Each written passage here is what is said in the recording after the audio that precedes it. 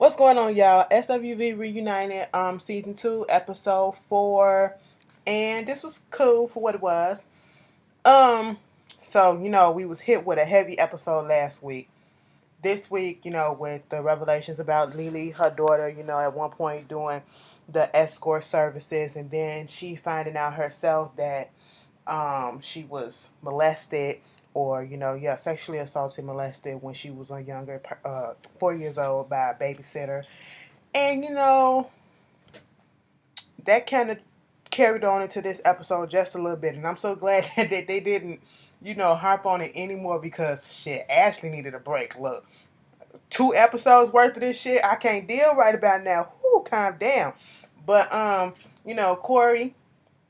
Corey doing his job as a manager. He really trying to prove that, hey, I'm the reason why. This is why you need to put me on as full time and just go ahead and give me that real title and say that I am you guys managers. Because he hooked up an interview with Control Magazine, hooked up some studio time with this producer. I think his name was Lamb or whatever. And I think they previously worked with him before. And he getting the ball rolling on some things. And he was basically, and I think they finna have this performance in Jamaica, and they trying to get in the studio to do this song so they can have a new song to do while they're in Jamaica. And they was basically, everybody was in agreement and here for it. Hold on one second, you guys. Okay, let me turn this off. I'm trying to multitask so that y'all can get y'all stuff on time, and I can go to bed after this. And I gotta go to work in the morning.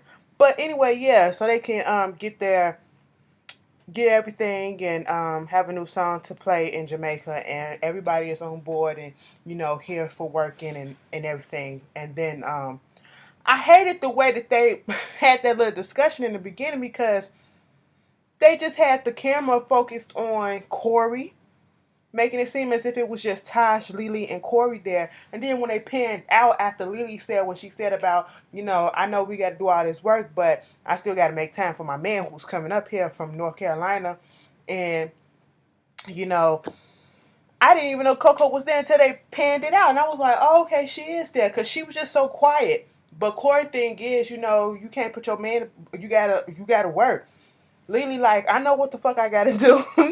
Don't worry about it. I know how to have pleasure and do business at the same damn time. I was like, oh, okay, that's fine. So they go to this the Control magazine shoot.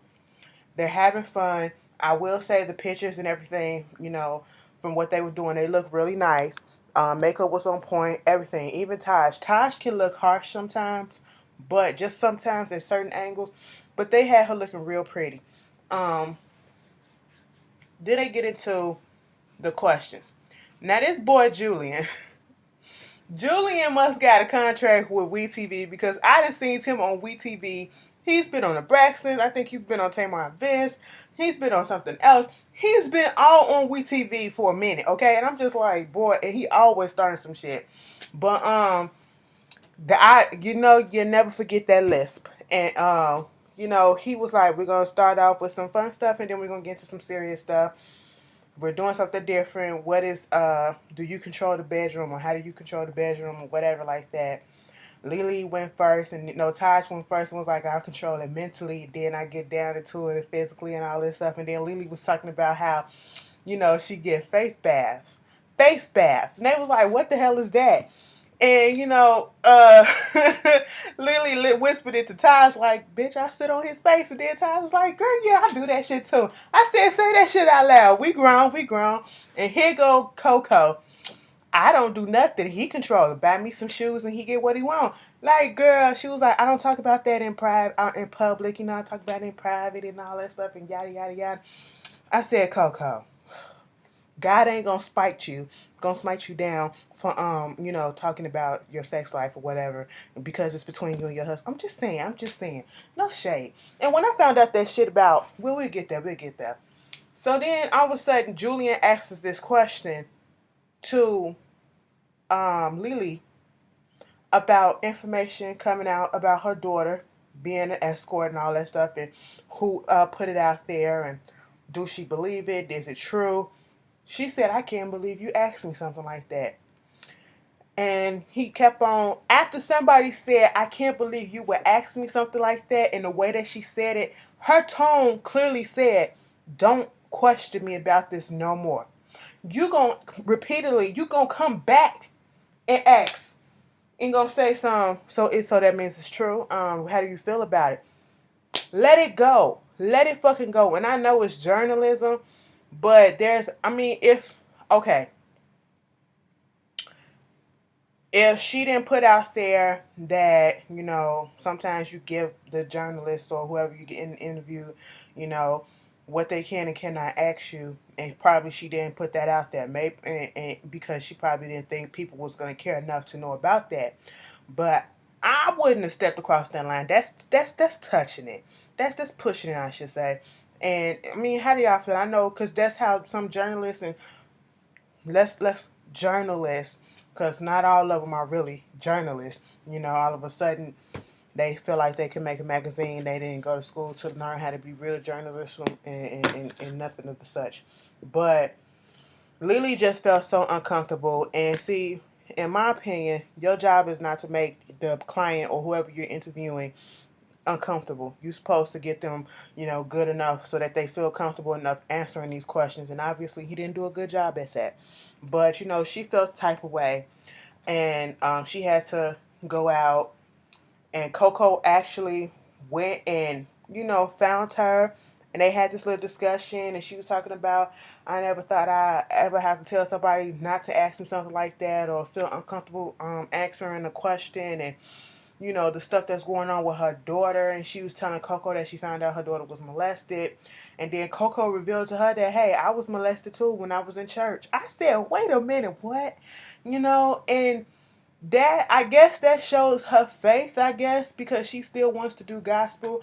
And because, for some people that probably would have turned them off from the whole church thing. When they have a trauma, wherever they having it at, it probably would have turned them off from that particular, situation. Like if some shit would have happened, at a church. Maybe I don't want to go to church no more because I feel like this stuff happening, yada yada yada. Or if it happens somewhere else, they don't want to be involved with that, nothing else. But that shows her resolve, because she was like, fuck this shit, I'm not gonna let this overcome me. I'm still gonna sing what's in my heart, and what's in my heart is some gospel. I was like, okay, power to you. But Lily was like, when her abuse happened, she didn't tell nobody until she was 21. Her daughter just now telling her years later. And then Coco was like, she told her mom as soon as it happened. And it was a stranger, somebody that came off the street, to caught her in the bathroom. And she came out, told her mama, and she was like, it fucked her up for a while. She pissed in the bed and all that shit. But, eventually she was able to deal with it. And I appreciate the fact that Coco was there and actually, spoke with her and had that, giving her that shoulder to talk to and shoulder to cry on and lean on. Because sometimes when Coco talks, or her facial expression, she don't look like she really care. But then, when she opens up and starts talking, you're like, okay, she does. But Lily's boyfriend comes from, I think, North Carolina, whatever, Charlotte. And, he was looking around like, the fuck is going on? Because, both Lily's kids there. Lily forever with the baby. Who baby is it? Is it the son's baby? Why is she always holding the baby? Baby, get your baby. Okay? And you asking all these questions and all this shit. Bitch, go out there and get a job. Coco comes over and babysit while Lily goes on her little date with her little boy. And I was like, okay, that's cool. And he talking, asking questions, trying to, drum up conversation, and asked about Margaret. Did she get a job yet? And was like, no, I think she's, going through a whole bunch and she's lost. And he was like, this is a chronic unemployment. Almost as if she's using excuses and shit like that. And I said, probably. It was like, because she's spoiled. Y'all been handing her a lot of stuff. And I said, it is what it is, because they still, around with Lily. And I don't see Lily, you like pushing them to go ahead, and you gotta put your foot down and say, you gotta go out and you gotta find this job, okay? You gotta contribute to this household some way or another if you're gonna still be staying here. So that's probably where he was coming from. But he talked about someone wanting to do a double date with Coco and her husband. Somehow, ever since they met each other, they became like best of friends, and they do go on this little double date, and they was talking about the music and all this stuff, and marriage, and how Coco and Marcus got married. Is his name Marcus?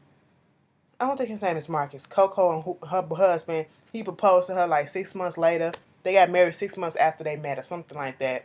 And um, yeah, the marriage talk was brought up, so that was cute.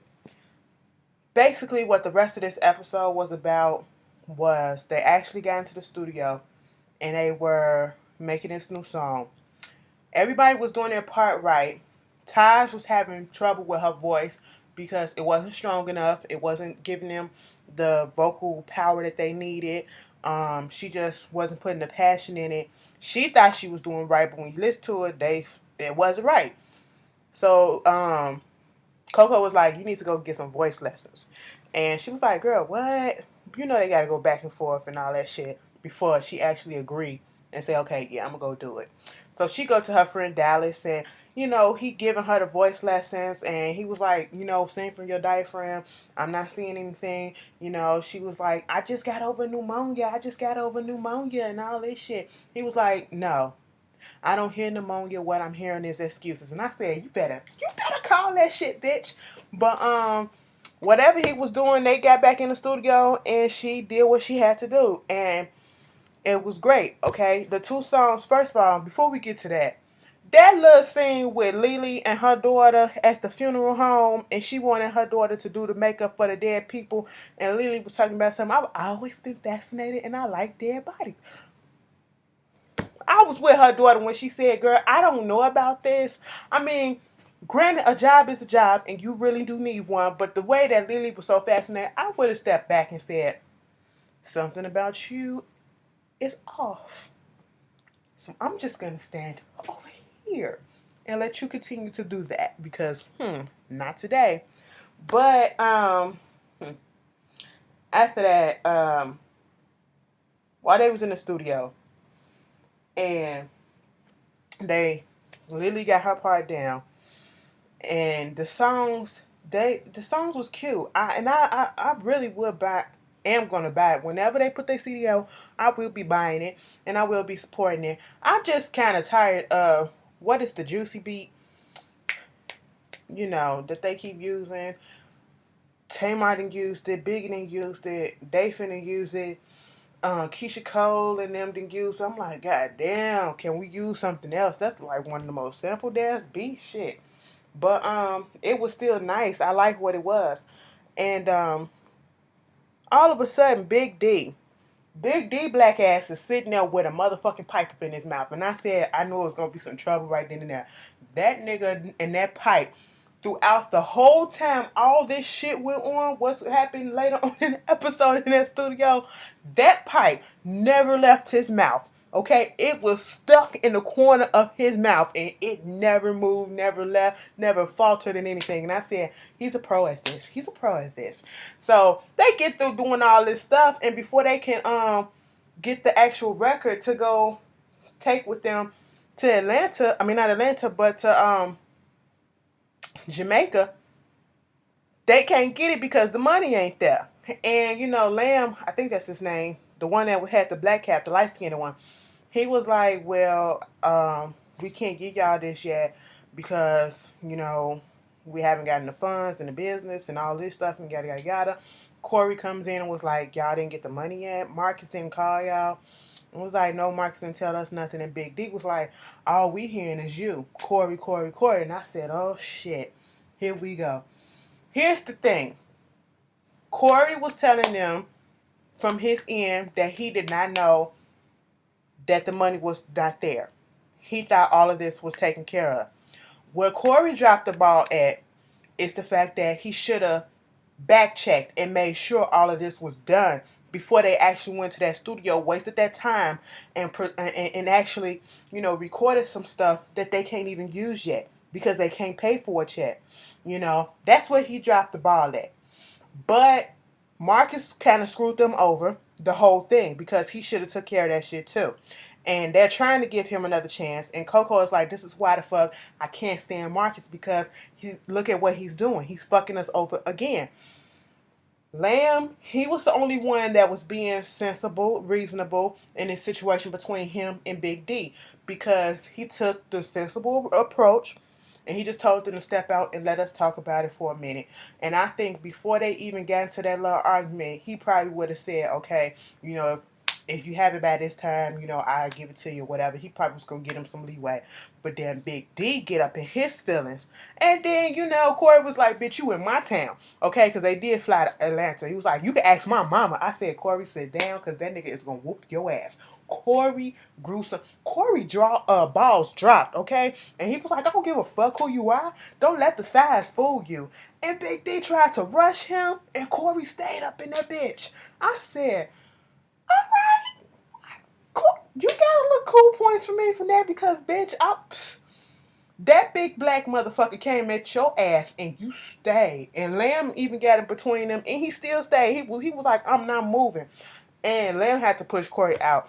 And Big D come out there, you know, Lamb trying to tell him what happened and, you know, tell him it wasn't Corey's fault and, you know, that he tried to smooth over the situation. Big D bring his big ass out there and was like, no, don't be apologizing. That pipe was still in his mouth. Don't be apologizing. Don't be They went off. No, fuck you. Fuck that. Who the fuck you talking to? I said, y'all finna do some things. Y'all better stop. Stop playing. But that's just how the episode ended for me. But if I missed something, y'all tell me about it in the comments. I just feel like you supposed to handle this business before you get into the studio, though. You supposed to make sure all your T's is crossed and all your I's are dotted before you get into the studio, so that you won't waste time in the studio and you can't even pay for it. Like, who does that? All y'all dropped the ball on that because nobody was on top of it. That's all I got to say on that one. So, y'all tell me how y'all feel, and I'll see y'all later. Peace.